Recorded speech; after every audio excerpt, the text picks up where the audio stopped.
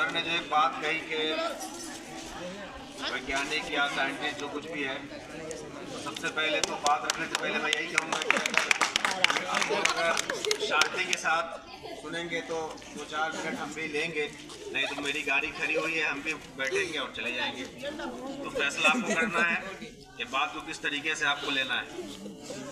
बात अगर सुनने के मूड में है, कुछ अगर लेना चाहते हैं तो आपको तो शांत होना चाहिए, और नहीं तो कोई फायदा नहीं है, अपनी एनर्जी वेस्ट करने का कोई फायदा नहीं है। मैं यही कहूँगा कि अगर बच्चे अगर सही से लें तो हम लोग यहाँ पर वक्त दें, अदरवाइज हम लोग अपनी जगह चले जाएं। और बच्चों से ही मैं यही कहूँगा कि स्कूल में अगर आप आते हैं, कोई भी श्रोता है, जब आपको बेनिफिट मिले या आपको लगे कि बेनिफिट हो रहा है तो आपको ज़रूर मेहनत करना चाहिए और रेगुलर होना चाहिए। अगर लगे कि बेनिफिट नहीं है, तो जिस काम में बेनिफिट हो वैसा काम करना है, फुली प्रोफेशनल जिंदगी गुजारने की कोशिश करना है। चलिए, लग रहा है कि बात का प्रभाव हो। टीचर से भी हम्बल रिक्वेस्ट करते हैं कि अपने दायित्व का निर्वाह करें। बहुत स्ट्रिक्टली मैं बात रखता हूँ। देखिए, आप चाहते हैं जिंदगी में कुछ करना चाहते हैं, सपना होगा, सपने को पूरा करने के लिए आप स्कूल आए। मैं देख पा रहा हूँ कि लड़कियां वेल डिसिप्लिन्ड होती जा रही हैं, लड़के इधर उधर में ज्यादा रह रहे हैं।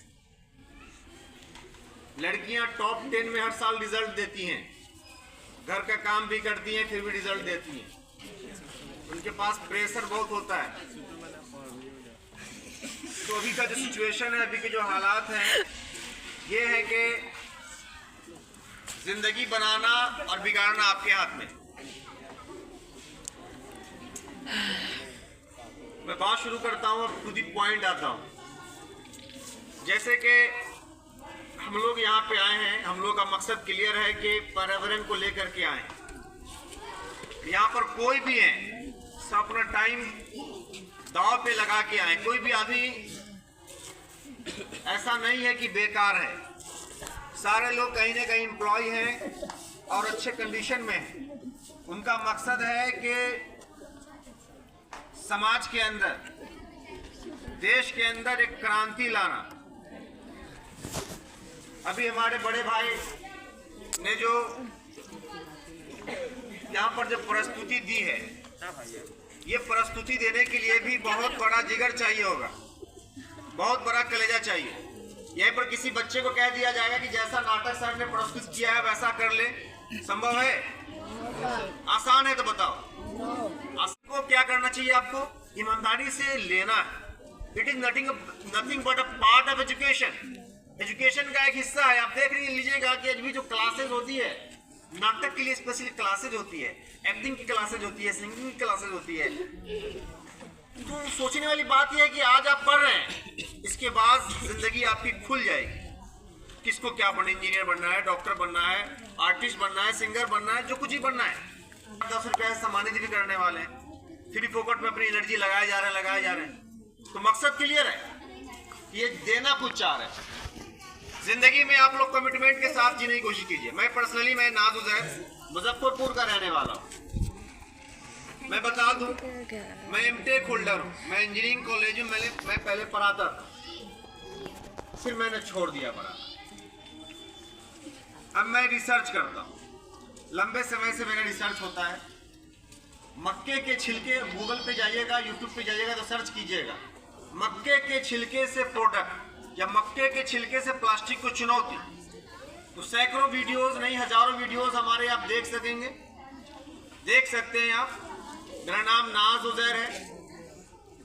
तो मैं गांव में रहता हूँ। गांव में रहता हूँ क्यों? गांव में रहता हूँ मैं सिर्फ रिसर्च करने के लिए। मैं जब रिसर्च करने के लिए जब मैं गांव आया था, बहुत ज्यादा फेस करना पड़ा मुझे।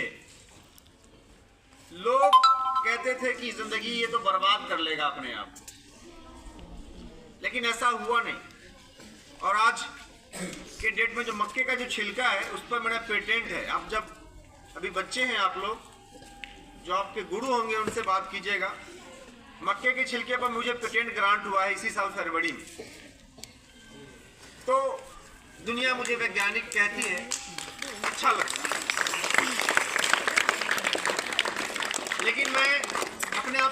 वैज्ञानिक नहीं मानता हूँ। वैज्ञानिक बहुत बड़ा शब्द होता है, बहुत बड़ा शब्द होता है। मैं अभी यही चाहता हूँ कि लर्निंग वे में हूँ। मैं कोशिश यही करता रहता हूँ कि मुझसे जो गलतियाँ हुई हैं, मुझ में जो कुछ है, मैं वो चीज़ें मैं बच्चों को, लोगों को दूँ। इसलिए मेरा यहाँ पर आना हुआ है। मकसद मेरा क्लियर है। मकसद मेरा क्या है कि मेरा जो अनुभव है वो बच्चों के साथ साझा करना है। और आप कर सकते हैं, ऐसा कुछ भी नहीं है कि आप नहीं कर सकते। सारा खेल यहीं से शुरू होता है और आपको इसका इस्तेमाल करना है, इसका उपयोग करना है। मेरा कमिटमेंट है सिंगल यूज प्लास्टिक्स के कम से कम 100 प्रोडक्ट्स रिप्लेस करने का। मैंने अपनी ज़िंदगी में अभी तक 10 सिंगल यूज प्लास्टिक्स के प्रोडक्ट्स रिप्लेस किए। अभी मेरा जस्ट अभी 24 दिसंबर को एक नई चीज़ पे इन्वेंशन हुआ है। अभी मेरा डस्टबिन जो देखते हैं आप, प्लास्टिक का आता है। एक नई चीज़ मैं लेके आ रहा हूँ जो कि क्रांति लाने वाली है। वो आने वाले अपकमिंग 24 दिसंबर को मैं वो निकालने वाला हूँ। वो उसका जो है लोकार्पण कराने वाला हूँ। सारी चीज़ें तैयार हो चुकी हैं, उसको दुनिया के बीच में लाने वाला हूँ। पहली बार मैं इस मंच पे साझा कर रहा हूँ आपके साथ। लेकिन अब कैसे मुझे क्या करना है वो हम लोग बाद में उस पर चर्चा कर लेंगे। वो चीज़ें जब दुनिया के बीच में आ जाएगी तब हम लोग देखेंगे। तो सारी चीज़ें हैं। सारा खेल क्या है, बैठे बैठे ही होता है। लेकिन क्या करना है आपको, अपने दिमाग को खोल के रखना है। जो भी गुरु हैं आपके, उनसे हेल्प लेनी है, उनसे मदद लेनी है। हम लोग आपके लिए खड़े हुए हैं। कभी भी ज़रूरत महसूस हो, डेफिनेटली जब कभी बुलाइएगा, दिशा निर्देश की ज़रूरत पड़ेगी, हम लोग हमेशा रेडी हैं।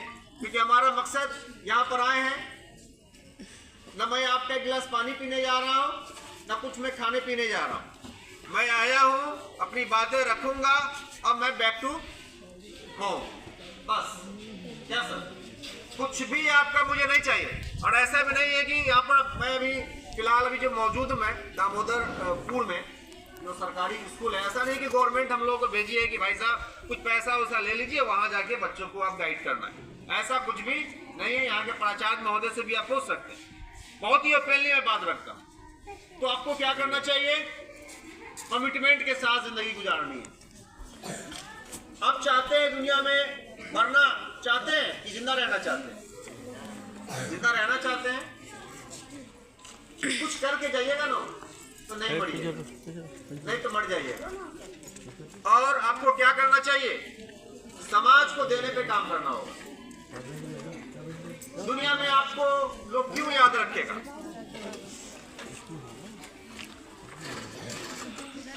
दुनिया में कोई किसी को याद रखता नहीं है। मैं कहूंगा कि बल्ब का आविष्कार किसने किया था? Thomas Alva Edison. तो थॉमस अल्वा एडिशन सर ने बल्ब का आविष्कार किया। बल्ब जब तक जलता हुआ रहेगा, एडिसन सर का नाम तब तक रहेगा। एडिसन सर भारत के तो नहीं है, फिर भी हम उनको याद करते हैं। कभी आपने सोचा है क्यों? क्योंकि उन्होंने काम ही कुछ ऐसा कर दिया, मजबूर कर दिया दुनिया को कि भाई तुमको याद करना ही पड़ेगा। तो दुनिया को जब तक आप कुछ नहीं देंगे, तब तक दुनिया आपको याद रखने वाली नहीं है। तो मैं यही कहना चाहता हूँ। अभी एक सर ने कहा कि अपने एक्ट के माध्यम से सर ने जो बात रखी, इनके लिए एक जोरदार तालियां जरूर आप उनको लगाइए। और ये बहुत बड़ा जिगर का काम है, दिल इनका बहुत बड़ा है। अमित जी हमारे आए हैं बहुत दूर से, रात में ही आ गए थे, सीतामढ़ी से आप आए साहेबगंज से। बताइए, छोटी मोटी बात नहीं, कितने कितने दूर से लोग आए।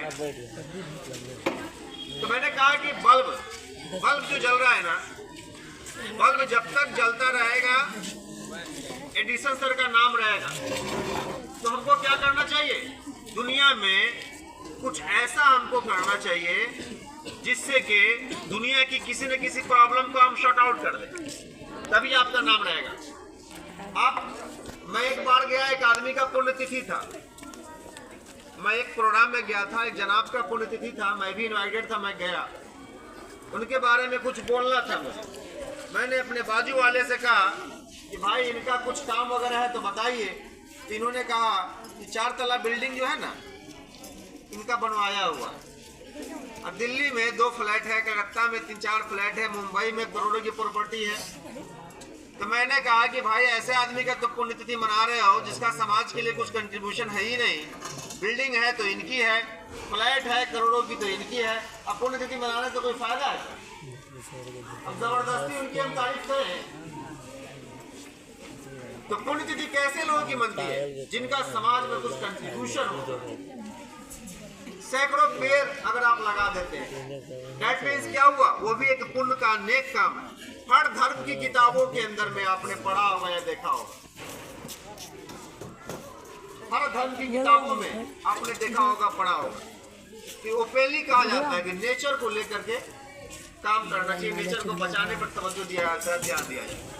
बात को हम विराम लगाएंगे, ज्यादा कुछ मैं नहीं कहना चाहूंगा। एक शेर के साथ मैं बात को खत्म करना चाहूंगा। हो के न मायूस यूं शाम सा ढलते रहिए, जिंदगी भोर है तो रास्ता निकलते रहिए, और एक ही पाँव पे ठहरोगे तो थक जाओगे, धीरे धीरे ही सही आगे बढ़ते रहिए। जय हिंद, जय भारत।